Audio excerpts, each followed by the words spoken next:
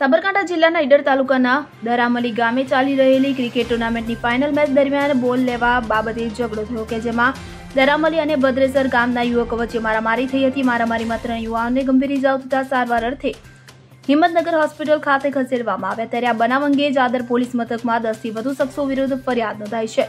મળતી માહિતી મુજબ ઈડરના દરામલી ગામે છેલ્લા 1.5 મહિનાની નાઇટ ક્રિકેટ ટુર્નામેન્ટ ચાલી રહી છે। ત્યારે ગત શુક્રવારે રાત્રે ભુવેલ અને તેજપુરાની ટીમો વચ્ચે ફાઇનલ હતી। આ દરમિયાન આસપાસના વિસ્તારોમાંથી અનેક લોકો મેચ જોવા માટે આવ્યા। ફાઇનલમાં 6 ઓવર પૂર્ણ થયા બાદ ગ્રાઉન્ડની બહાર દડો પહોંચી જતા ભદ્રેસર ગામના કેટલાક યુવાઓએ બોલ લઈ લીધો હતો કે જેને લઈ વિવાદ ઉભો થતા થોડો સમય મેચ બંધ રહી હતી।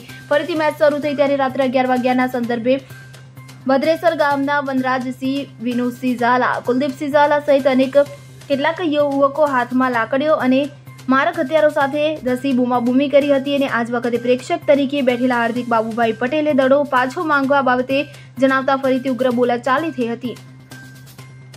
ત્યારબાદ ઉશ્કેરાયેલા લોકોએ ઝપાઝપી કરી હુમલો કર્યો હતો, જેના લીધે 4 જેટલાને ઇજાઓ થતા સારવાર અર્થે ખસેડવામાં આવ્યા હતા। તો બનાવ અંગે જાદવ પોલીસે તપાસ કર્યા બાદ 10 જણા વિરુદ્ધ ગુનો નોંધી કાર્યવાહી હાથ ધરી છે।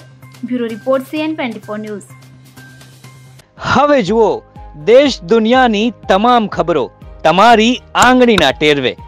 ઉઠાવો મોબાઈલ અને Google Play Store પરથી ડાઉનલોડ કરો અમારી CN24 ન્યૂઝ મોબાઈલ એપ।